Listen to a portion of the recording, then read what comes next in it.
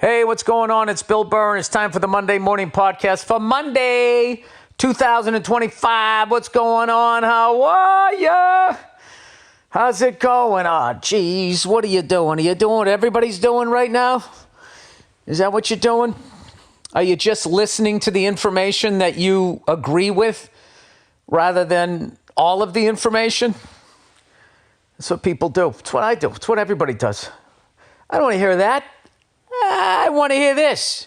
I like this. I don't like that. If I listen to this, it makes me feel like I'm right. Then I feel like I have control. I don't like that.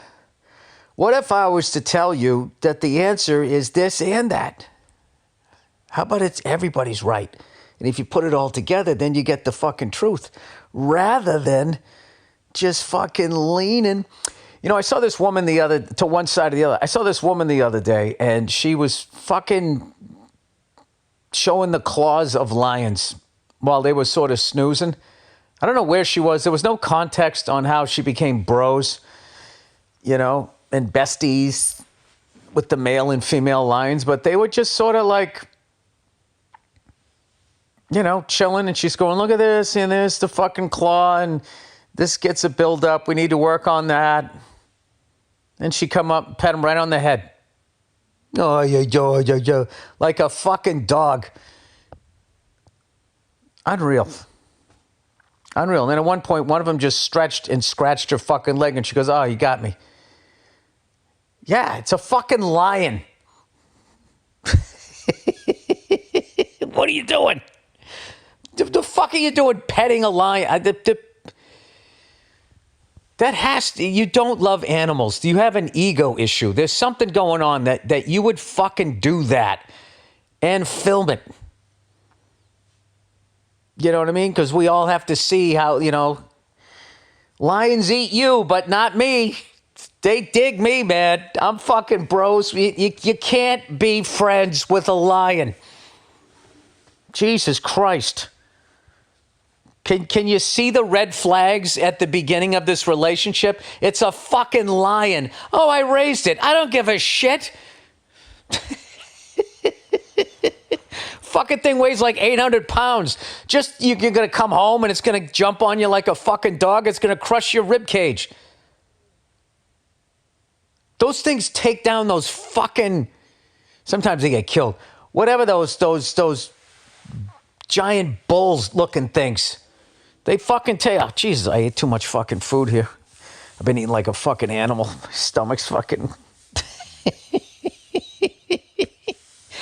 I ate so much when I was in Italy. Like 2 fucking nights I went out and I just said, fuck this. I'm eating like a chef. And now I'm paying for it. And I got addicted to sugar again. Happened on my birthday. I fucking had a cupcake and I was, just have one. You know, and I had it, and then, like, I've been off, but now I'm back. I'm not fucking with sugar anymore, but Jesus Christ. That stuff, dude, it's like you took a hit off the fucking crack pipe. You just, you know, that's why I didn't have a fucking cigar when I was in Italy. I just said, fuck it, I'm not doing it. I'm not doing it because I know it's going to happen. I'm gonna have one. And then I'm going to wait 4 days and be like, yeah, see, I'm not addicted. And then I'm going to have another one on the 5th day. And then next thing you know, I'm going to be smoking like I'm at the fucking track. I'm just not doing it. I don't know. Plus, where I stayed in Italy, they didn't really have a bunch of places to buy cigars. They had them in, you know, the worst place ever to buy cigars, the place that also sells like lottery tickets and bubble gum. And they're like, you got cigars here? And they got this little fucking sad humidor behind the register. It's just like, I'm not trying to make a blunt here. Do you have a fucking cigar? Anyway, plowing ahead. So I had a great time when I was in Italy. I did the show in Milan. It went fantastic. The crowd was awesome. And I got to tell you guys this shit. I got to tell you something. I've done that fucking Luigi joke. That fucking the kid who shot the CEO. I've done that in LA, New York City, London, Abu Dhabi, and now Milan, Italy, and it fucking murders. The second I bring that kid's name up, everybody goes nuts applauding. You know, it's one of the great things about travel is you learn that we're all looking at it the same fucking way. There's just a whole bunch of people out there that are busting their asses and they're not getting paid their worth. And then there's these CEO cunts taking all the money for themselves. And just watching CNN and Fox News, both of them not telling the truth of that, is just fucking, you just know who they're working for. You know who they're working for. They're not working for you, although that's what they say. That's how they act. It will never cease to amaze me watching people listening to billionaires. I guess if you're a billionaire and people are happy where and they get benefits and they're treated all right, I would listen to somebody like that. Like, all right, this person made a bunch of fucking money and they didn't forget where they came from. And you know, if you work for them, they you know, him or her, they treat you right. But like most of them, they treat them like shit. Underpay all of them, fuck over all of them. But people sit there, you know, every fucking election, there's some fucking billionaire now telling you, oh, yeah, you know, it's those people over there. It's this country. No, buddy, it's you. It's you, you cunt. It's you. But it's not going to happen. No one will ever wake up to that because of racism, sexism, homophobia, fucking shit about religion, racism, all of that shit. Fucking red state, blue state, Hollywood, Texas, Florida, New York, California. They got it. They got us so fucking. It's a masterpiece. Fucking masterpiece. Even when we all agree on something, very quickly we all start fucking arguing. They got bots in there just stirring it up. If everybody's agreeing about Luigi, then a bot will come in and just be like, a murder is murder. I don't give a fuck who. And then everybody's like, how can you fucking say that? And then we just start fucking arguing. Well, you can blame Joe Biden for that. Millionaires, they're like mean girls, just walking around starting rumors about everybody.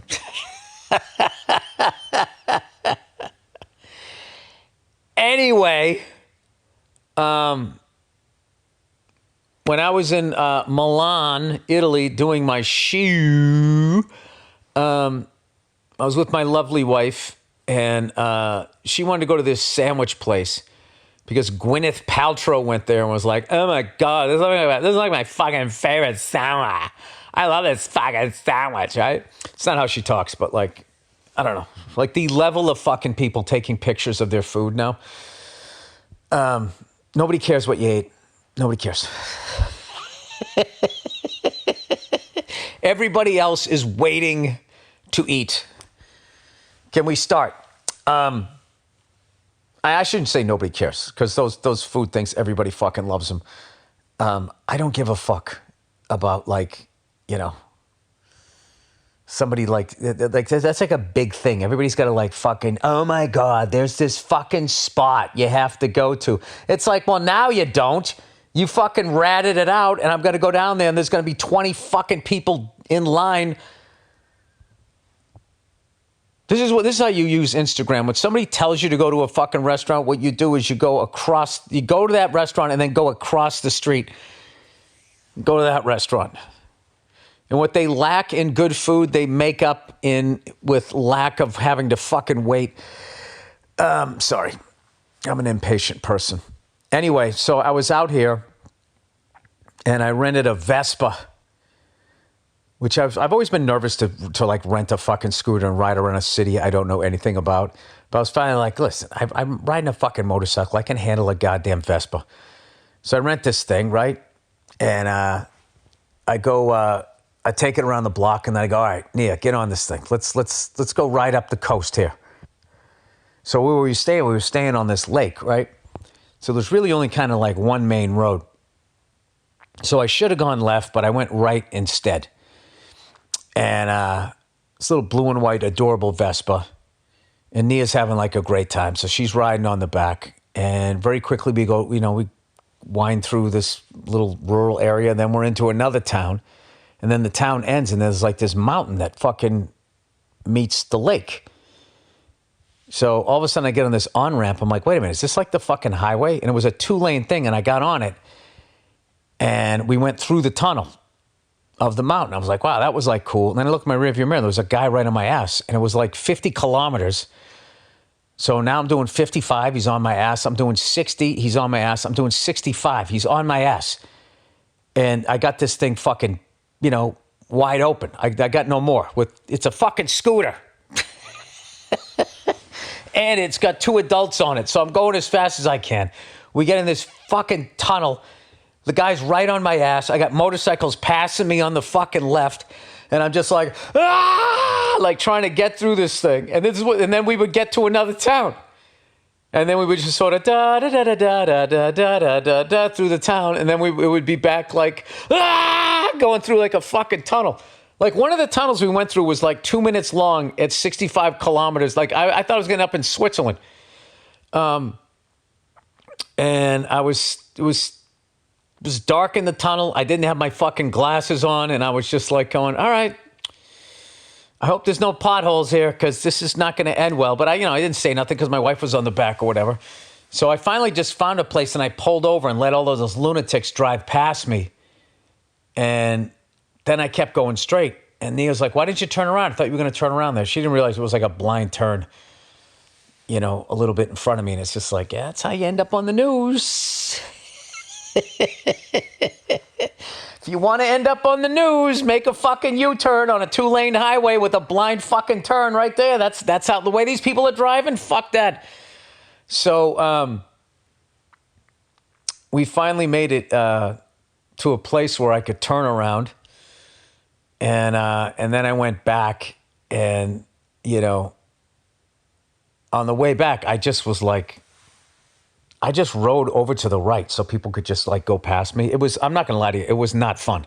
That aspect of it was not fun. But once I finally got off, and I didn't really pay attention to where I got on. I knew like what it looked like. And there was a couple of things in the tunnel that I had noticed. So on the way, we must have gone through like 10 of these little villages and 10 of these fucking tunnels. And every time we would get into the village, it was like, oh, this is what I wanted to do. I just wanted to kind of putz around at like, 15 miles an hour. Because my wife is looking at ice cream and pizza parlors and shit. That's what I wanted to do. But in between, it was like I was in a fucking Tom Cruise movie. And that's literally what Nia ended up saying. She goes, that was amazing. I felt like I was in a movie. And the dude in front of me like slammed on the brakes because this fucking police car went by. So I slammed on the brakes, and with all of that weight on there, I realized I'm falling a little too close. Like I was having to learn all of this shit in real time. And then like yesterday, we were, before we left, we were just sort of walking through town. And then I found the curvy zigzag up into the hills street. I was like, this is the fucking street I should have gone up. But it was funny when we got off the scooter, Nia was all just like, that was all, one of my favorite parts of any memory ever with Nia was we were going through the tunnel. This guy's on my ass, but she was having a great time. So, she's riding behind me and she hugged me. So I just sort of brought my arms down, like hugged sort of like her arms that were around me. It was such a nice, loving little moment while this fucking guy was like right on my ass. And then also it's one of those things where it just reminded me of flying and riding a motorcycle where it's not, you don't get to see anything. Like you're too busy trying not to die. At least with a helicopter. I don't want like a plane you can put it on autopilot. But like, a helicopter like in the LA basin, there's a lot of traffic, there's a lot of shit, there's a lot of areas where would I put it? So you can't, the person you're with is like, oh my God, look at that house. Oh wow, look at that. And you're too busy going, I don't want to die. I'm glad they're enjoying themselves. So she had a great time, as did I. And I've always thought about buying one of those fucking things. One of those little Vespas. I'm not into the other ones because there's a lot of them. They're like basically motorcycles. Except you don't like with like an automatic transmission. I mean, you can easily fucking kill yourself without even getting hit on one of those other ones doing like, I think they go like 70, 80 miles an hour. Because I was also getting passed by scooters. Like those ones that sort of look like a motorcycle until you come up to it and you're like, oh no, that isn't. But from the front, they kind of look like a motorcycle or whatever. Anyway, but we, our last night there, we ended up eating at this restaurant in town, and it was just like somebody's grandmother was coming out. And that was the night I was just like, wait a minute. She's cooking? Fuck this. I'm ordering everything. So I got an appetizer, I got a pasta, I got a main dish, and then I got tiramisu for dessert, which I had, the cupcake of my birthday. And that tiramisu was just like, I don't even know how to explain it, how good it was.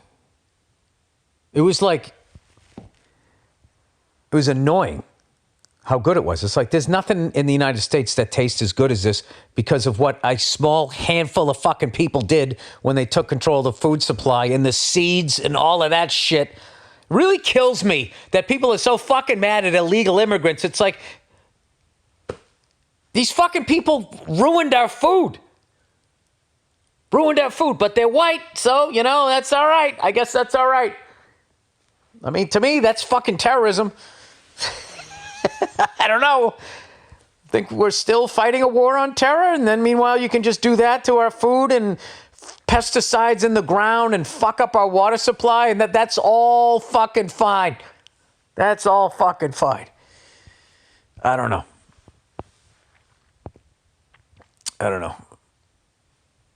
That's weird. No, they're saying now, like, in the United States, like, there's going to be a thing in the future where, you can be a citizen and still get deported.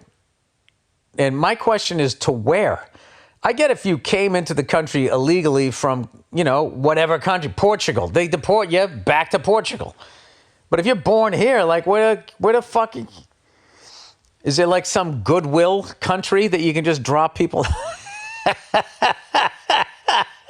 Just show up with a bag of fucking American citizens that you don't, I'm not going to wear this. I'm not going to use this anymore. Let's get rid of this. It's a really, really fucking bizarre. I'll be honest with you. It has been fucking bizarre since the Clinton blowjob. Getting impeached, lying about that. And then going into George W. Bush, the tragedy of 9/11, and then somehow we end up in Iraq. They got weapons of mass destruction. We never find anything. Oops. And then somehow we're still there, and it's costing us all this money, but they're looking at illegal immigrants. I don't fucking get it. We're fighting terrorism, right? I get that, but you can poison our food supply, and that's okay. That's not terrorism?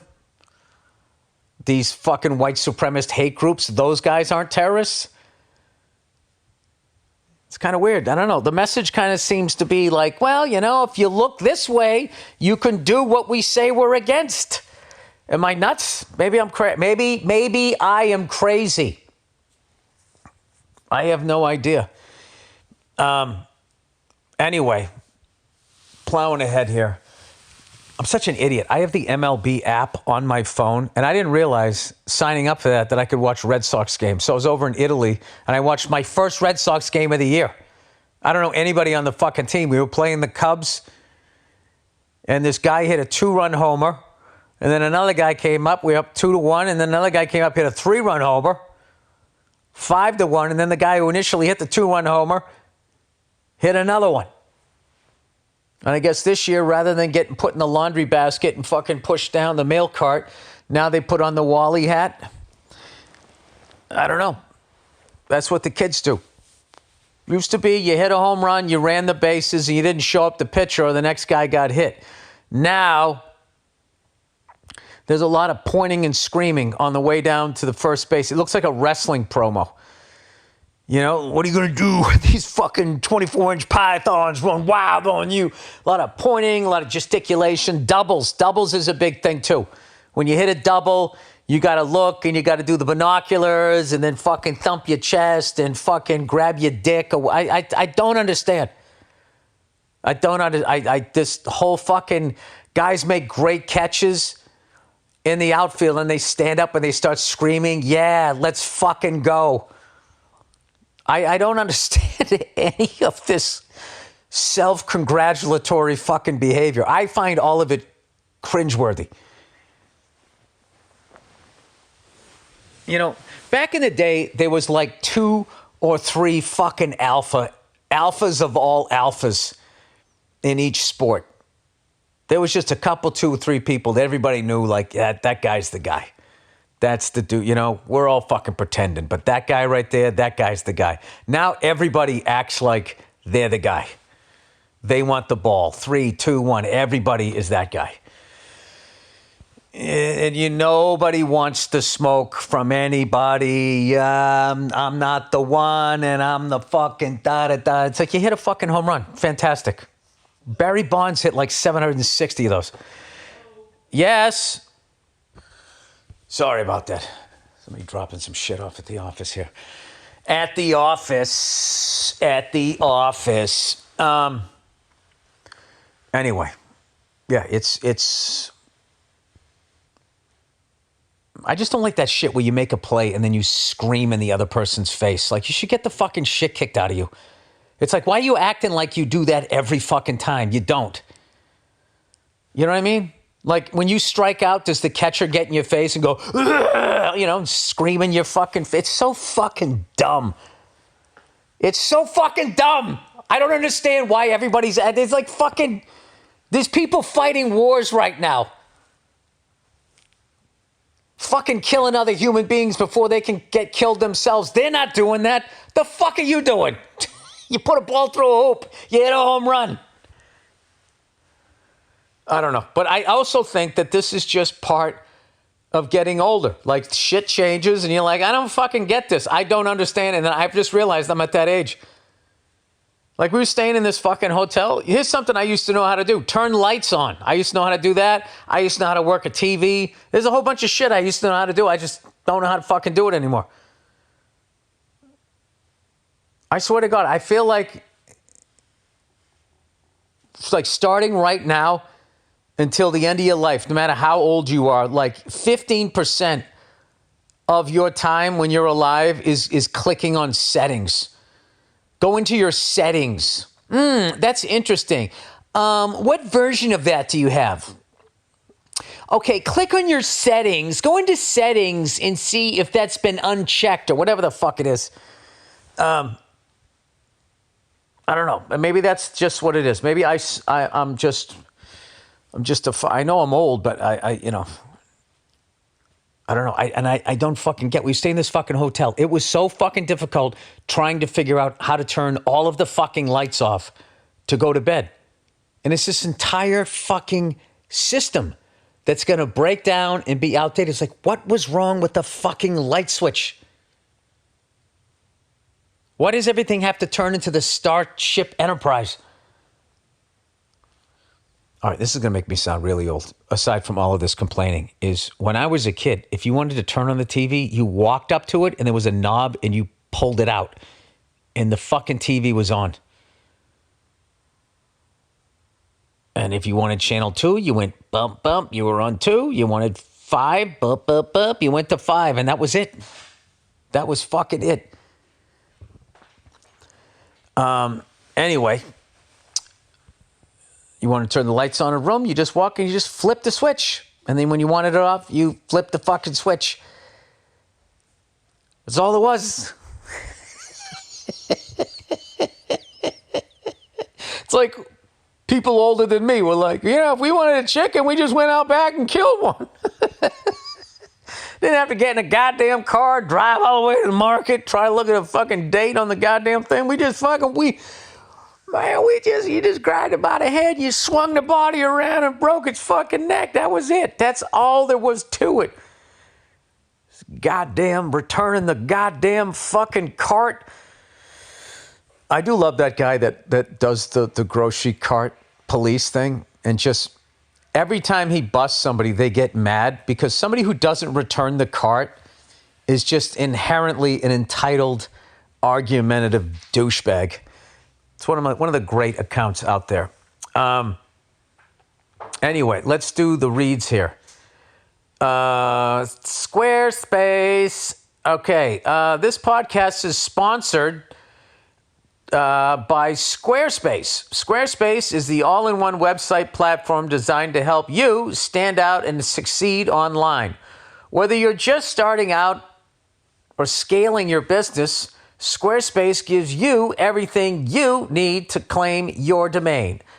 Showcase your offerings with a professional website, grow your brand, and get paid all in one place. From consultations to events and experiences, showcase your offerings with a customizable website designed to attract clients and grow your business. Get discovered fast with integrated Squarespace SEO tools.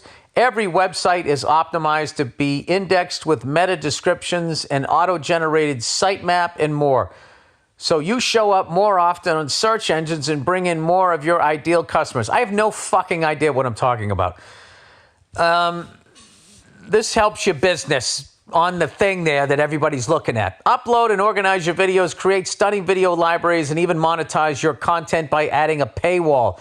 Perfect for online courses, exclusive tutorials, and premium workshops. Make smarter business decisions with Squarespace intuitive built-in analytic tools. Review website traffic, learn where to focus engagement, and track revenue from bookings, invoices, or products sales, all from one place. Check out squarespace.com/Burr for a free trial. And when you're ready to launch, use offer code Burr, BURR, to save 10% on your first purchase of a website or domain. That's squarespace.com/your unique URL.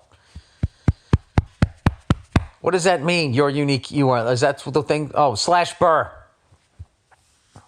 Squarespace.com/Burr for a free trial. And when you're ready to launch, oh, we already did this. They did it twice. Okay, that's it. Squarespace. Have fun. Squarespace. Have fun. All right, Policy Genius. Policy Genius makes finding and buying life insurance simple, ensuring that your loved ones have a financial safety net they can use in case something happens to you. Yeah, like you're riding a scooter on a fucking highway. Whether to cover debts and routine expenses or even invest the money and earn interest over time. You can compare quotes from top insurers and find coverage that fits your needs and your budgets. With Policy Genius, you can find life insurance policies starting at just $276 a year for $1 million in coverage. It's an easy way to protect the people you love and feel good about the future. Policy Genius helps you compare your options by getting quotes from America's top insurers in just a few clicks to find your lowest price. Talk to a team of licensed agents who will walk you through the process step by step. They answer questions, handle paperwork, and advocate for you throughout the process. Policy Genius lays out your options clearly: coverage amounts, prices, terms, no guesswork, just clarity. Life insurance is a form of financial planning, and Policy Genius is the country's leading online insurance marketplace. Policy Genius has thousands of five-star reviews on Google and Trustpilot from customers who found the best policy fit for their needs. Secure your family's future with Policy Genius. Head to policygenius.com/Bill Burr to compare free life insurance quotes from top companies and see how much you could save. That's policygenius.com/Bill Burr. I was on a fucking beach the other day, and I saw two women that had both had on two-piece bikinis, and the bikinis were like saggy. You know what I mean? I'm talking like, how do you just walk up to somebody and just say, maybe you should eat a steak? I think you ozemped all the way. You ozemped, you picked, you ozempicked, you picked O's, you did the whole fucking thing. There's nothing you left. All right? I can see your scapula. It was very unsettling to look at. But I figured I'd bring it up on the podcast in a comedic way. Can we not shame people with saggy two-piece bikinis, please? I mean, they look like fucking POWs. I don't know. At what point do you say to somebody, hey, why don't you have some bread? Would you like some Cheez-Its? All right, blue collar plumber. Dear Billy Baldwin, I've been listening since 2016 and love anything you are associated with. Thank you. I recently listened to the Monday morning podcast for July 14th, 2025. All right, that would be the last one. And a listener wrote in about plumber versus hardware and would like to chime in. I worked both. Oh, yeah. There was a big argument where the plumber said he was blue collar and said a guy who worked in a hardware store was not blue collar. So my argument was like, all right, well, he doesn't have a trade, but he's not white collar. What is he? Dude, you're no collar. You work in a fucking store. I worked with, okay, so this person said, I worked in both. I think plumbing is more blue collar and difficult. All right, well, I don't think that the argument was whether or not it was more or less blue collar. I thought the argument was, I'm a plumber, I'm blue collar. You work in a hardware store, you're not blue collar at all. I don't know. Anyway, quick story. Knowing we will be replacing all the shit pipes in the underground garage, we put posts all over the apartment complex, giving days and times not to flush. All right, let me read that. Now I know what I'm talking about here. Quick story. Knowing we will be replacing all the shit pipes in the underground garage. Literally the shit pipes. I thought you just meant the bad the old pipes. The shit pipes in the underground garage. We posted all over the apartment complex, giving times and days not to flush. And of course, the moment we took out the main shit pipe, we started hearing rumbling. We instantly started moving away from the pipe, and water comes flying out along with the super turd that bounced off the toolbox and hit me in my calf. Oh my God. I was so angry until this tiny old lady came down and apologized, and she said she couldn't hold it and had to get to an appointment and felt bad. Oh my God, dude. Why did you tell me that story? Whatever the point of that story was, you won. Plumbing is more blue collar because you got hit in the leg by a fucking shit from somebody from the Greatest Generation? I mean, I think you can be a carpenter and that doesn't happen. But I wouldn't say that they're any more blue collar than you. Jesus Christ. Can we just stop here for a second and just, take a time to mentally thank plumbers and what they have to go through? Oh my God. I can tell you one thing plumbers aren't doing: going home and watching scat porn. Listen, I see that all day at work. It does nothing for me. It's like being a bouncer at a titty bar. Like, you go in there every night and there's just naked women walking around. After a while, maybe it just doesn't do anything for you anymore. All right. Well, that was one of the more bizarre stories I've ever heard. I've been puked on twice. I can tell you that. One time, my whole family, when I was growing up, we got food poisoning. And I was in the process of puking. And we were living in this split entry house. Not split entry, a two-family house. So one of the side doors, to the original house before they slammed the wall in the middle of the house was you'd open the side door to get, that was our back door to the front half of the house that we owned. You'd open it and there was like a bathroom right when you opened it, like a half a bath, toilet and a sink. And then there was a kitchen and then the living room and then the stairs. And you went up to the family room on the other side of that, right? So I was puking in that half a bathroom.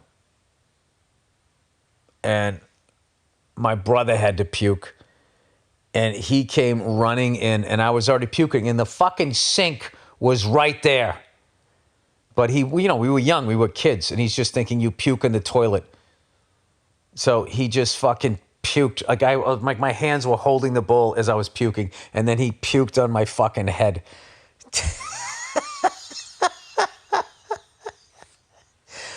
So I was done puking, and he was continuing to puke, and I was just giving him uppercuts into his stomach, trying to beat the shit out of him. So then my mother and father were laughing. And, as my mother was like washing my hair, and I was like crying, going, it isn't funny. And like, they were just cracking up. Because that's what you did with your kids back then. You just fucking laughed. It was funny. Then another time, I was a struggling comedian, so I was taking a bus to LaGuardia Airport. And we were right there, and this guy fucking stood up with no warning and started to walking back towards the back double doors. And he just projectile vomited, hit this poor old lady in the right shoulder, and then it ricocheted off and hit, I remember, my sock, my shoe, and the side of my luggage. And he didn't say anything and just got off the bus. I was like, what the fuck? And then we stopped. And I just went into the nearest airport. Oh, my God. I had to fucking throw everything out. All right. That's what that story just reminded me of. But you know what? I would rather have that happen than get hit in the ankle with the shit. This is gross. I don't do gross out humor. All right. Nathan Fielder, airplane safety. Hey, Billy Burrow, longtime listener from Switzerland. Was wondering if you've heard of Nathan Fielder's new season, The Rehearsal, season 2. Nathan Fielder goes off on how pilots don't communicate enough, and how that has led to multiple plane crashes. It's awkward and hilarious in the most Fielder way possible. Like, he basically explains that some pilots are just too polite to say something before they die. It's dark, funny, and weirdly educational, right in your weird wheelhouse. I swear it's just begging for a Burr rant. Wait a minute, what are you saying? They don't communicate enough that has led to multiple plane crashes. Okay. And this guy, Nathan Fielder, all right, is called The Rehearsal. And that's about plane crashes. Oh, that's weird. Too bad I won't be able to make it to your Milan gig, as I live just across the border in Switzerland, close to Como. You should visit Lugano. I don't know what that is. Hope I'll get to see you live someday. All right, that's wild. All right, I'll have to check. You know what? God damn it, I will check that out. All right, what am I doing here?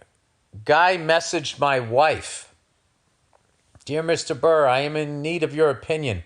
A couple days ago, while at work one afternoon, my wife called me, clearly upset. She said that an old male high school classmate had messaged her that morning. And while it had started as a polite reconnecting conversations with a few back and forths, it had suddenly got weird. How did he still have her number? I guess she never changed her number. I don't know how old this person is either. Long story short, it went from them talking about their lives since high school to him suddenly asking if she was happy in her marriage. She emphatically stated yes, but he replied that if she wanted more, he could provide it. Immediately followed by, cue the dick pic captured with suggestive emojis. What? Wow. What a fucking weirdo. I would guess that guy's still partying and he was in a different time zone and was high. Or he just has no finesse. He went from, are you happy in your marriage? Yes, I am. Well, if you want more, here's some fucking emojis for you. Wow, that's weird. All right. She immediately blocked his number, and that is when she called me. Later that evening, she had moved past being upset about it, but still asked me to look at the whole conversation to show that she had no part in the inappropriate side of it. Thankfully, she had deleted the dick pic, but my blood was still boiling reading through the text. I do trust her as she is a total sweetheart, but I couldn't help but discreetly verify that the timestamps lined up with what she said happened. Oh, but I couldn't help but discreetly verify. Oh, well, what the fuck? You don't really know somebody. She could have been pretending to be a sweetheart. Who knows? Guess I was caught in a moment of insecurity. Really, I was just pissed at the whole thing, and I started contemplating what I should do. First of all, you looking at the timestamps is exactly what she would have done to you. So, I mean, you know, it's kind of weird this guy still has her fucking number, and he goes, you know, and I don't know. Is she telling a half-truth? Is she telling truth? Well, good for you. Looks like she was telling truth. All right. So the next day, he tried adding and messaging her on several apps, but she didn't respond to any of it. Oh, this guy's fucking crazy. This has just infuriated me further. I don't get it. Again, this is my own insecurity, but I can't figure out who this dude thinks he is. My wife and I are both in our late 20s. We have 2 beautiful children, good steady jobs, and a house, and we have a great relationship. Communication, sex life, etc. I feel extremely blessed. I just can't get over the whole situation. I'm generally a laid-back guy, but I can't stop envisioning myself running into this guy on the street and kicking the shit out of him. Absolutely. I mean, I'm by no means some badass, but I'm 6'2" and in shape, 180 pounds. Yeah, and you're also fucking pissed. And you're right and he's wrong. So, I mean, I think you got the momentum here. Well, this guy is at least a foot shorter, maybe 120 pounds. Is there anything redeemable about this other guy? He's probably one of those guys in the world I could absolutely, in your exact words, tie up like a pretzel, shove in the trunk of my car, and ass rape. I've said that. I don't remember that. But I'm not gay, and also I'm not a rapist or a murderer. Okay, anyways, what should I do, Bill? I can't let this fucking high school band teacher disrespect my wife like that, but at the same time, I don't want to get myself in legal trouble. No. What you need to do is you need to shoot one across the bow. If you know who this guy is, you can just very easily confront him and just be like, hey, man, you've been talking to my wife. Is there something I can help you with? That'll scare him away. All right? I would think. Or I think at this point, your wife has some sort of harassment thing. But I don't know. I don't know if I would go face-to-face confrontation with this guy and act like you're in a Steven Seagal movie, because shit can go sideways really quickly. This guy sounds like he has psychological problems. And he's 5'0" and weighs 120 pounds. I mean, this guy's life sucks. Your life is great. You don't want to fuck it up and get some sort of assault charge or whatever, because for whatever fucking reason, the law protects people like this. The law also protects thieves, which I've learned.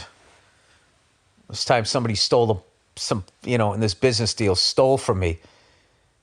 And, I'm not going to get into the details, but it was quite a sizable sum of money that this person took. And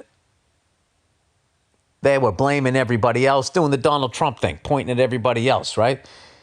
And we're like, the person didn't realize we had the smoking gun. And when we presented the smoking gun, they went, oh, that's just, that was a slight oversight, and then just produced this complete bullshit cost report that whittled this sizable amount of money down to like $700 or whatever. So I remember I told my lawyer, tell him to keep the $700, and I'm going to go around town and tell everybody that he's that this guy's a fucking thief and stay away from him. And my lawyer said, be careful with that. And I said, why? And he said, because it's way easier to prove defamation of character than it is to prove that somebody stole from you. And that's because thieves make the fucking laws. And that's how most,